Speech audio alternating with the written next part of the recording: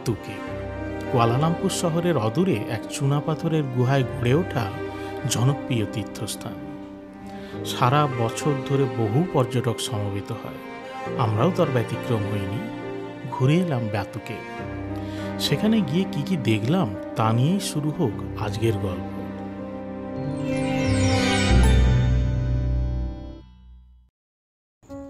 বাতু cave ভ্রমণের প্রথম পর্বটা শুরু হয়েছিল রামায়ণ কেভ দিয়ে। রামায়ণের কাহিনীগুলোর সুন্দর উপস্থাপনা, আলোকিত গুহার রূপ, এসবই আমাদের বেশ মুগ্ধ করেছিল। এরপরে ভেঙ্কটেশ্বরের মন্দিরে ঘুরে অবশেষে পৌঁছে গেছিলাম কেভ ভিলায়। ভেতরে ঢুকে একটু বেশ অবাকই হয়েছিল। দেবদেবীপূর্ণ এই গুহার মধ্যে হঠাৎ করে কি করে যে একটা ছোট্ট চিড়িয়াখানা ঢুকে পড়ল তা প্রথমে বুঝতে পারিনি, তবে এবার বুঝতে পারলাম। তো চলুন, কেভ ভিলায় যে গুহাটা বাকি রয়ে গেছে সেখান থেকে আজকের পর্ব শুরু করা যাক। যেতে যেতে বলবো কি বুঝতে পারলাম। বাবা, এখানে একটা ছোট্ট কাঁঠাল গাছও হয়ে গেছে, আবার কাঁঠালও ঝুলছে দেখুন। এবারে এই দিকে লেখা আছে কেভ ভিলা বাতু কেভ, মালয়েশিয়া। ঢোকার মুখের এই আর্টটা কিন্তু বেশ ইন্টারেস্টিং। দেখুন, মুখটা লক্ষ্য করলে ডান দিক থেকে এটাকে হাতি মনে হবে, আর বাঁ দিক থেকে এটাকে বৃষ বা গরু যেন মুখটা তুলে আছে বলে মনে হবে। এবারে ঢুকে দেখা যাক কি কি আছে ভেতরে।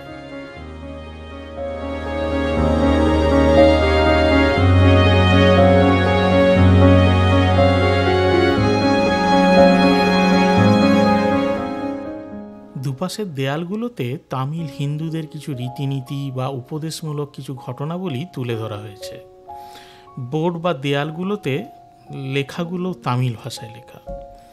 যতদূর শুনলাম এই প্রপার্টিটা একটা প্রাইভেট প্রপার্টি, কোনো এক জনৈক তামিল ব্যবসায়ীর বানানো।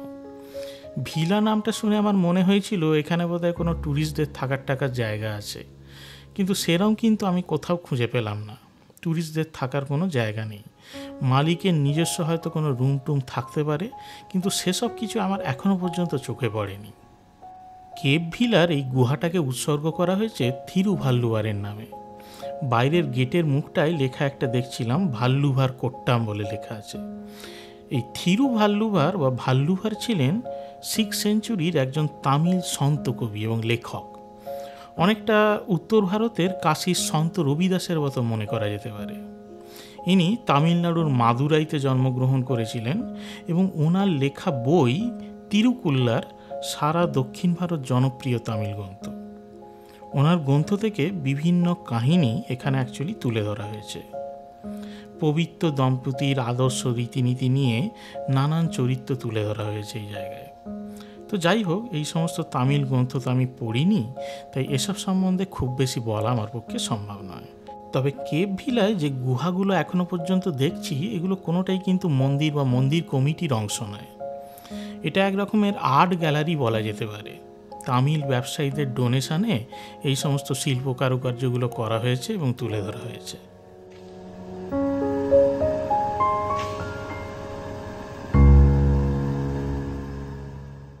এখানে আবার একটা কেভ অফ রেপটাইলস বলে গুহা করা রয়েছে দেখছি, সরীসৃপের গুহা।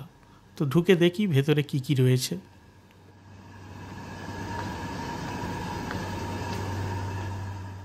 এখানে একটা পাইথন রয়েছে দেখছি।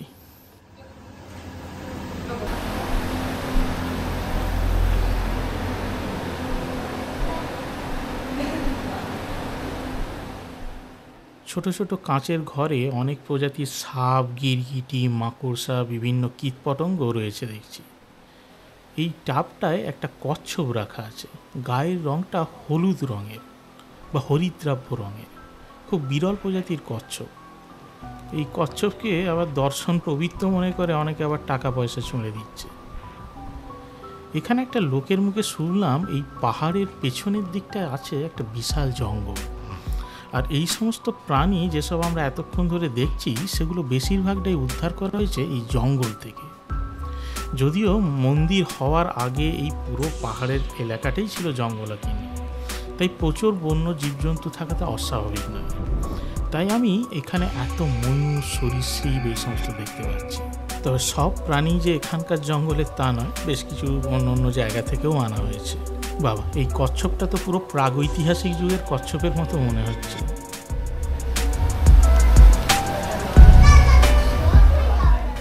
সব বিভিন্ন প্রজাতির পাইথন রাখা রয়েছে, হোয়াইট পাইথন আছে। তো এই হচ্ছে রেপটাইল কেভ শেষ হলো, এবার বেরিয়ে যাই।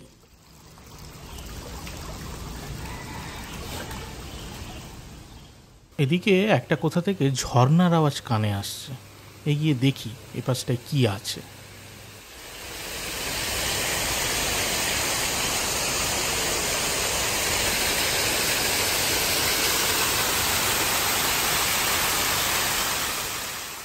এই হচ্ছে ঝর্ণাটা, পাহাড়ের উপর থেকে আসছে।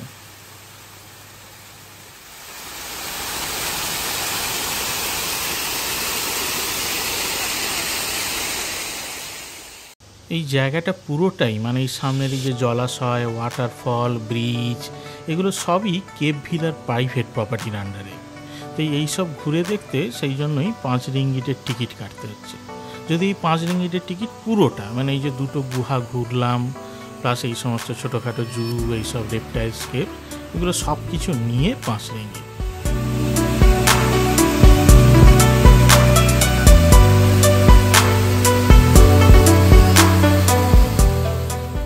এবারে সামনের জলাশয়টা যে ছোট্ট ব্রিজটা করা আছে, এখানে একটু হেঁটে দেখা যাক। চলুন নামি এখানটা।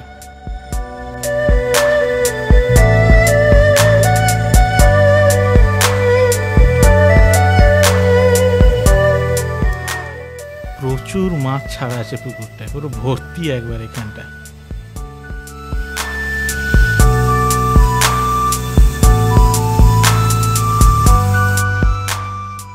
এখানে আবার একটা কচ্ছপের ঘর করে দিয়েছে দেখছি।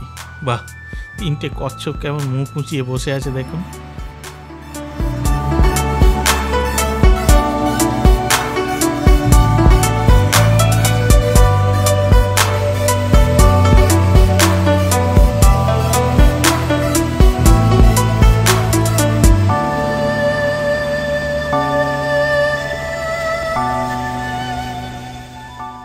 কেভ ভিলার এই জায়গাটা কিন্তু আমার বেশ ভালোই লাগছে, বেশ জলাশয়ের উপর ব্রিজ করা আছে, সুন্দর লাগছে জায়গাটা।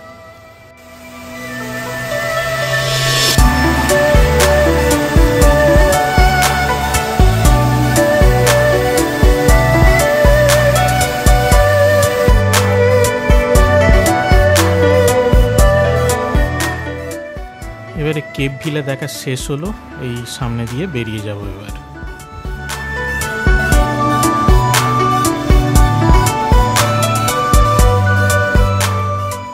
এই কেভ ভিলায় ঢোকার কিন্তু 2টো গেট, এই সামনে এখানে একটা টিকিট কাউন্টার, আবার আমি যে পেছন থেকে ঢুকলাম সেখানেও একটা টিকিট কাউন্টার আছে।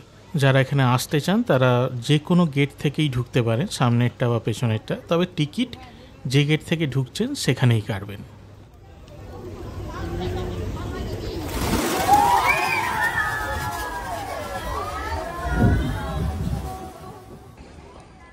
এবারে চলে এলাম বাতু কেভের মূল চত্বরে। মেন গেট দিয়ে ঢুকলে এটাই হচ্ছে বাতু কেভ চত্বরের প্রথম ভিউ। পাহাড়ের নিচে এই জায়গাটাতে দুপাশে 2টো মন্দির আছে, আর সোজা এগিয়ে গিয়ে ওই যে দূরের সিঁড়িটা দেখা যাচ্ছে, ওইটা দিয়ে উঠতে হয় মূল গুহায়। কোথায় কি আছে, কোনটার কি নাম, সবই এখানে অ্যারো ইন্ডিকেশন করা আছে। এখানে ডাইরেকশন ফলো করেই সব জায়গায় চলে যাওয়া যায়, কোনো অসুবিধেই হয় না। সারা চত্বর জুড়ে এখানে কিন্তু প্রচুর পায়রা ঘুরে বেড়ায়, প্রচুর। অনেকে আবার খাবার কিনে পায়রাগুলোকে খাওয়ান, আর বাচ্চারা তো পায়রাদের সঙ্গে দৌড়ে পায়রা উড়িয়ে আনন্দ পায়। বাতু কেভের উল্লেখযোগ্য ল্যান্ডমার্ক হচ্ছে এই বিশাল গোল্ডেন কালারের মুরগানের মূর্তি। ফলকে লেখা আছে এটা 42.7 মিটার উঁচু। এই মুরগান মানে হচ্ছে বাঙালিদের কাছে কার্তিক ঠাকুর। দক্ষিণ ভারতে মানে তামিলদের কাছে মুরগান টেম্পল খুব পপুলার, প্রচুর জায়গায় দেখতে পাওয়া যায় মুরগান টেম্পল।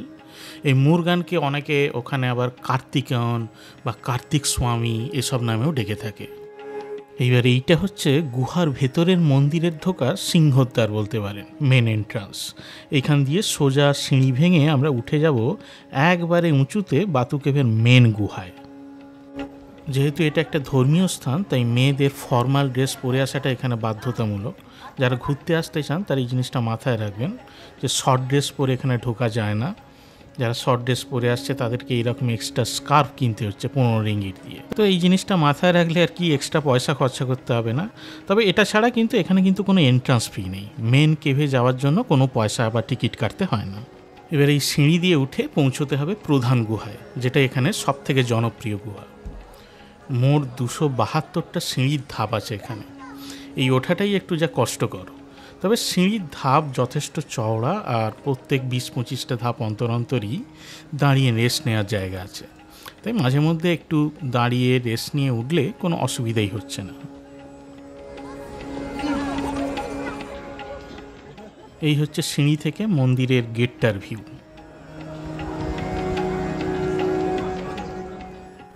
তো এইবার সিঁড়ি ভেঙে ফাইনালি পৌঁছালাম উপরে, আর এই হচ্ছে গুহায় ঢোকার গেট।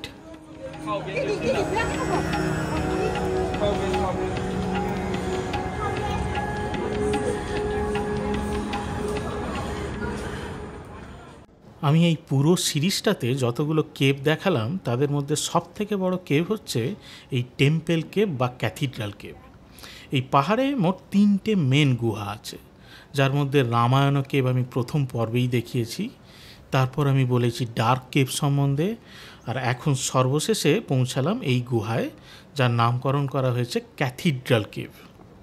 এই গুহাটা অ্যাকচুয়ালি ব্রিটিশরা ডিসকভার করে বের করে। প্রায় 19th সেঞ্চুরির সময়কাল হবে। মালয়েশিয়া তখনও ব্রিটিশদের শাসনে ছিল। তো সেই সময় এক আমেরিকান প্রকৃতিবিদ উইলিয়াম হর্নাডে এই জায়গাটাকে ডিসকভার করে বের করেন এবং এর গুরুত্ব খুঁজে পান। অ্যানালিসিস করে যেটা দেখা গেছে যে এই গুহাগুলো এবং এই পাহাড়টা প্রায় 400 মিলিয়ন বছরেরও বেশি পুরনো। যেহেতু সাউথ প্যাসিফিক বা দক্ষিণ ভূমধ্যসাগরের আগ্নেয়গিরি থেকে এই সমস্ত কন্টিনেন্টগুলো গঠিত, তাই এই সব চুনাপাথরের পাহাড় থেকে কিন্তু প্রচুর দুর্লভ ফসিলসও পাওয়া গেছে। পরে এখানে লোকাল কিছু তামিল ব্যবসায়ী এই সমস্ত গুহাকে সংস্কার করে মন্দির বানানোর পরিকল্পনা করেন। এরপর সব অনেক পরিবর্তন হয়েছে আর কি, অনেক মডিফিকেশনের পর আজকের এই রূপ নিয়েছে। ভেতরটাকে বাঁধিয়ে সিঁড়ি করে ভেতরে মন্দির বানানো হয়েছে। এই ক্যাথিড্রাল কেভটা উৎসর্গ করা হয়েছে লর্ড মুরগানের নামে।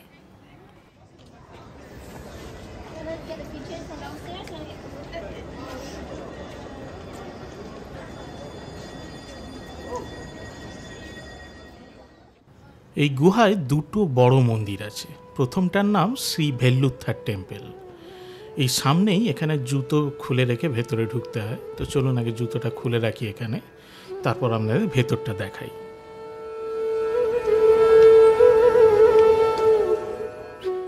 ভেল্লুত্থার মানে সেই মুরগান আর কি, যিনি ভেল ধারণ করেন তিনিই ভেল্লুত্থার।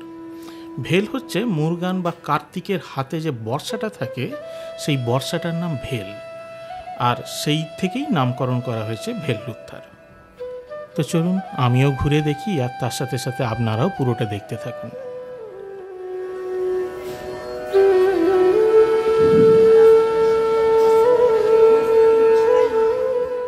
ও, আপনাদের তো বলাই হয়নি, এটা হিন্দু মন্দির হলেও এখানে কিন্তু জাতি ধর্ম নির্বিশেষে যে কোনো মানুষ ঢুকতে পারেন।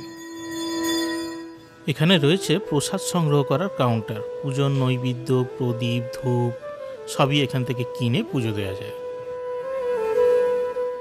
আমি অনেক তামিল কাপলদের দেখেছি যারা এই রকম ধরনের মন্দিরে এসে বিয়ে করেন বা বিয়ের পর আশীর্বাদ গ্রহণ করেন।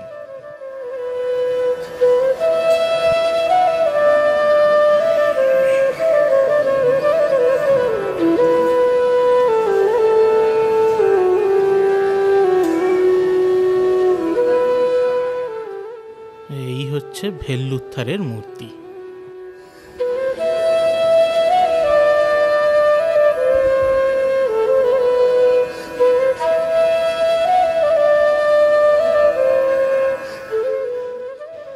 এখানে এটা কি লেখা আছে?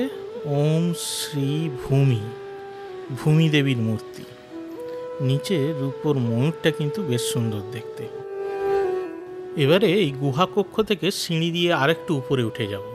উপরে রয়েছে শ্রী ভাল্লি দিব্যান্নাই মুরগানের টেম্পল। গুহার ছাদটা কিন্তু বিশাল উঁচু। গুহার স্ট্রাকচারটা অনেকটা সেই ব্রিটিশ ক্যাথিড্রাল চার্চের মতো, মাথাগুলো যেরকম, গম্বুজগুলো যেরকম দেখতে হয় সেই রকম অনেকটা দেখতে। সেই জন্যই মনে হয় এটার নাম দিয়েছে ক্যাথিড্রাল কেভ।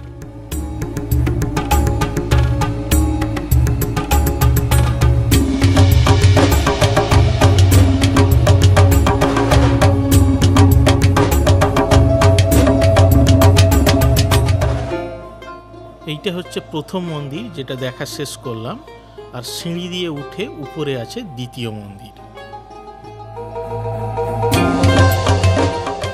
এই সিঁড়ি দিয়ে এবারে উপরে উঠব। উপরের গুহার ছাদটা কিন্তু খোলা, একটা বড় গহ্বর তৈরি হয়েছে, আর সূর্যের আলো ওই গহ্বর থেকে ঢুকছে, যেন একটা বেশ মায়াবী পরিবেশ তৈরি হয়েছে যেন।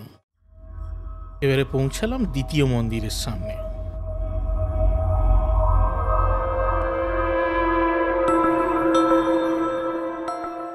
এখানেও অর্চনার জিনিসপত্রের দাম কত সবই বোর্ডে লেখা আছে। তো এবার মন্দিরের ভেতরটা ঘুরে দেখি, চলুন।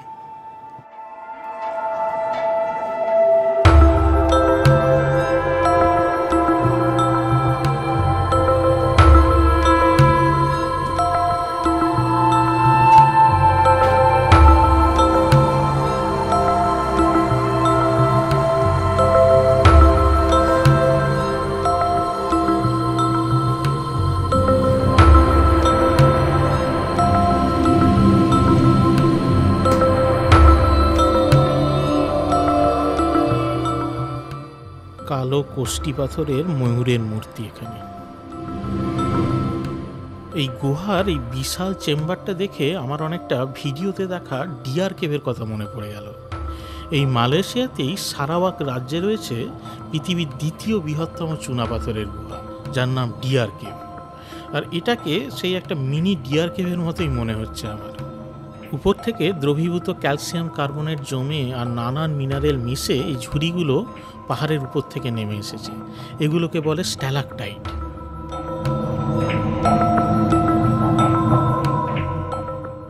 আর এখানে দেখুন স্ট্যালাকটাইট আর স্ট্যালাগমাইট মিশে এইরকম স্তম্ভ তৈরি হয়ে গেছে।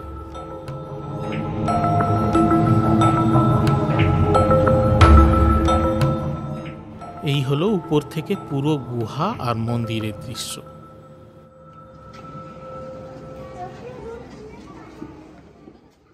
তো শেষ হলো আমার বাতু কেভের গুহা ভ্রমণ। অবশেষে নেমে পড়লাম নিচে। নিচের এই চত্বরে একটা মন্দির আছে, এই নাম মীনাক্ষী আম্মান টেম্পল। তো চলুন ভেতরটা একটু ঘুরে দেখে নেওয়া যাক।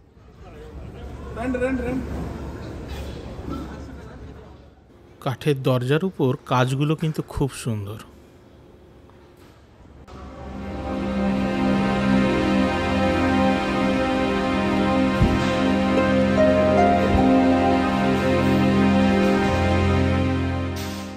লেখা আছে থিরুপারান কুন্দ্রাম।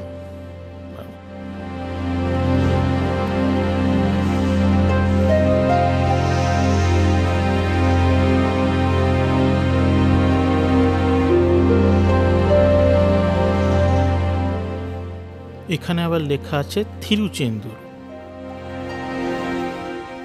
এগুলো কিন্তু কোনো দেবদেবীর নাম নয়। তামিলনাড়ুর বিভিন্ন জায়গায় মুরগান মূর্তি এখানে রাখা আছে। বিভিন্ন জায়গায় মুরগানের আবার বিভিন্ন রূপে পূজা হয়। তো সেই সমস্ত বিভিন্ন রূপের মূর্তি এখানে সব রাখা আছে আর কি।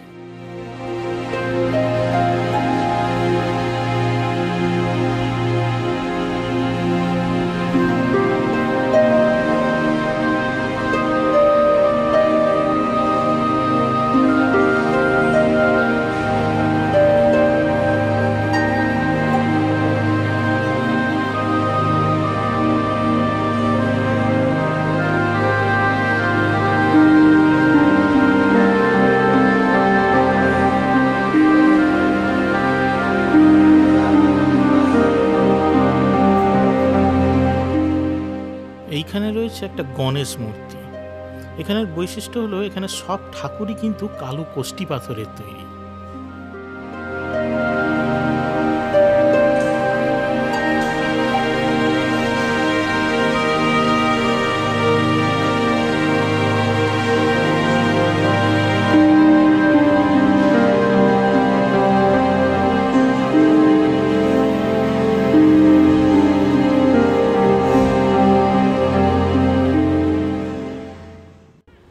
বাহ বাহ, আহারে কি টেস্টি ডাবের জল! কেউ এরকম আগে খুলে দেয়নি আমাকে। বাঁদরটা যেভাবে খাচ্ছে আমার তেষ্টাটাও ঠিক তেমনই পেয়েছে জোরে। এতক্ষণ হেঁটে খিদেও পেয়েছে প্রচুর। কেউ যদি এরকমভাবে আমাকে ডাব খুলে দেয় আমিও হয়তো এরকমভাবেই খেতে শুরু করব। বাতু কেভে এখন দোকানপাটের জন্য আলাদা একটা বিল্ডিং করে দিয়েছে। খুব রিসেন্টলি 2023-এই এটা ওপেন হয়েছে। তার আগে এই জায়গায় সব অস্থায়ী দোকান ছিল, ফুড কোর্ট, সুভেনির সবই এখন এই বিল্ডিংয়ে চলে এসেছে। তো এগিয়ে দেখি কি কি পাওয়া যাচ্ছে এখানে।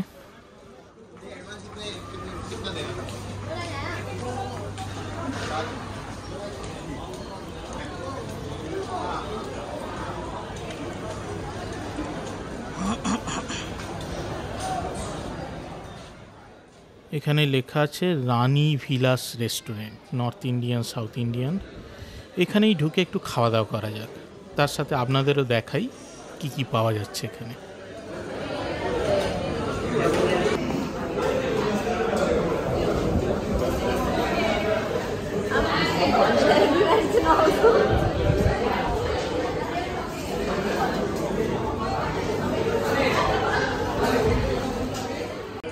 হচ্ছে মেনু, আর এইদিকে আছে সব ব্রেকফাস্ট আইটেম। কি কি আছে? ইডলি, ধোসা, চাপাটি, পরোটা, পুরি এসব আছে। দাম মোটামুটি 4 থেকে 7 রিঙ্গিটের মধ্যে। আর লাঞ্চের থালিতে পাওয়া যাচ্ছে ব্যানানা লিফ ভেজ থালি। এখানে পুজোর জায়গা বলে সবই কিন্তু নিরামিষ খাওয়া, সব দোকানেই নিরামিষ খাওয়া। Veg biryani, veg fried rice, chow mein এসব রেখেছে। ডাবের জল 7 রিঙ্গিট, বাবা অনেকটাই বেশি নিচ্ছে। চা কফির দাম কম, কিন্তু বাকি অন্যান্য ড্রিঙ্কসের দাম বেশিই আছে এখানে।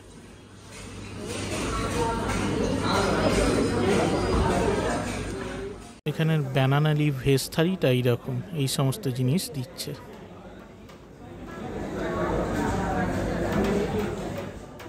তো আমি একটা লস্যি আর একটা ধোসা অর্ডার দিয়ে দিলাম, চলেও এসেছে। আর এই হচ্ছে চাটনি। বাকি দোকানপাট কি আছে একটু ঘুরে দেখে নিই এখানটা।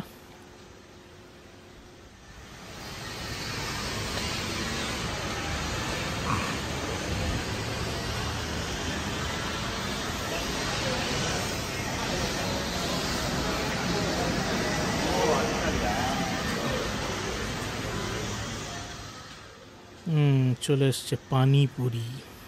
এখানে কি পাওয়া যাচ্ছে? ভেজ পানিপুরি, কারি পাফ, ভেলপুরি, পিজা, বার্গার, সবই ভেজ আইটেম, সব পাওয়া যাচ্ছে। এদিকে সব কেনাকাটির দোকান। তো এই হচ্ছে বাতু কেভের চত্বর। তো এবারে আমি মেন গেট দিয়ে বেরিয়ে যাব। এখানে আশেপাশে একটা তামিল স্কুলও রয়েছে দেখছি এই সামনে। তো এই সোজা হচ্ছে মেন গেট। এই মেন গেটটা দিয়ে এবারে বেরিয়ে চলে যাব। গাড়ি বুক করে বাতু কেভে এলে কিন্তু এই গেটে এসে নামায়, এই সামনে এসে নামায়। আর এখানটাতেই আছে গ্র্যাবের pick up drop off point. তো এবার গাড়িতে উঠে পড়া যাক। বাতু কেভের পুরো জায়গাটা আমি 2টো সিরিজে এই ভিডিওতে তুলে ধরার চেষ্টা করলাম। ভিডিওগুলো কেমন লাগলো অবশ্যই কমেন্ট করে জানাবেন, আর ভালো লাগলে একটা লাইক আর অনেক শেয়ার করবেন। ধন্যবাদ।